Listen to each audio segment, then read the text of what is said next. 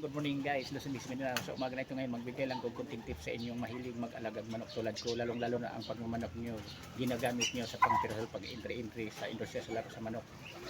Parang swertihin tayo, iiwasan natin na magiging chicks boy tayo, kasi ang isa ka magmamanok kung sabayan niya ng pambabae, malayo ang swerte sa kanya.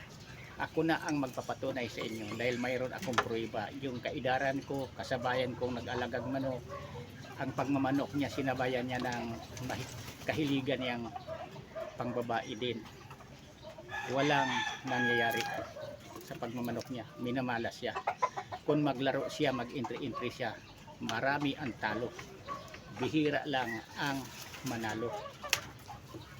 Pero ang mga magmamanok na may pamanhiin na iiwasan nila, lalong lalo na kung nakapag-condition sila ng manok, nakapaghanda, naka-schedule, iiwasan muna nila yung mga chicks na yan, mga kababaihan, kasi maiwasan, lalaki din tayo, alang naman manghanap din tayo ng kapwa lalaki. Kailangan din sa atin tumitingin din tayo sa mga kababaihan, pero kailangan yung nasa lugar. Yan totoo.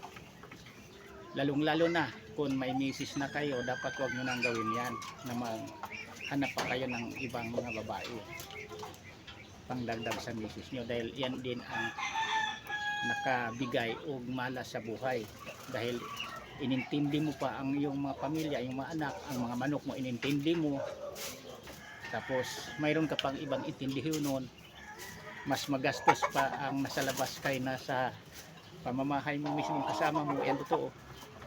Ang igagastos nyo, may advice ko sa inyo, igagastos nyo sa mga chicks panglabas, gagamitin nyo na lang yan sa pambili ng feeds, pagkain ng mga manok, vitamins o pagkain sa inyong pamilya. Maganda pa ang kinilabasan. Yan totoo. Malapit ang swerte sa inyo.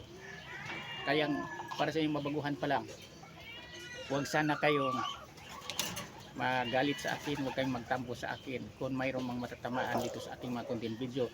Pero yung iba kasing magmamanok, ibang magsasabong, alam nyo ba, ang pagmamanok nila may kasama yan na pan-chicks, pambabae. So, kaya hindi sila kumikita sa pagmamanok nila. Parang tinawag o minamalas sila. Yan totoo. Kasi kung mag-entry sila, bira lang sila swertihin. Pero ang tao nga, iiwasan yung mga ganyang mga bagay. Malapit ang grasya, malapit ang swerte. Yan totoo. Lalong lalo na kung magmamanok kang pamilyado kang tao, buhay na buhay pa ang misis mo, dapat yan ang iwasan mo, huwag mong gagawin. Bisyo na nga ang pagmamanok mo, dagdagan mo pa ng pan-chicks pambabae, wala nang magandang nag-antay kinabukasan ang iyong mga anak yan, ang iyong pamilya. Magkawatak-watak doon, masisira yan sa ginagawa mo. Bisyo na ang pagmamanok ginagawa mo, tapos dagdagan mo pa ng ibang bisyo, dagdag sakit sa ulo yan. Kaya kung minsan ang manok, sinasabi ko sa inyo, nakatanggal itong stress, pero hindi ka rin marunong magdala dito sa pagmamanok, ito rin ang nagbigay na magkaroon ka stress, lalong lalo na kung mayroon ka pang ibang iniisip na mga kaibigan mong mga chicks.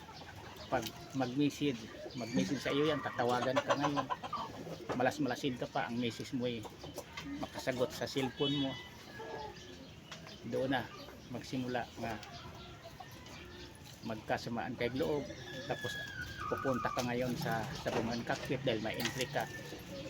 Malamang yan pare, hindi ka swertihin yan, lamang ka sa talo kaysa panalo. Dapat dito marunong tayong magdala sa pagmamanok. Iwasan dapat natin ang iwasan. Okay lang kung magmamanok tayo, huwag lang sanang samahan ng kunting pambabae. Kung yan man ang kahiligan mo, walang problema yan, basta marunong kang madala, tapos lagay mo lang sa tamang lugar na kaya mo naman din gastusan, walang problema yan, sarili mo yan. Pero pinaka-advise ko sa iyo, dapat bago-baguhin mo na ang iyong pangugali para siswertihin ka dito sa pagmamanok natin. Yan lang, maraming salamat ulit sa pagpanood. Thank you, bye.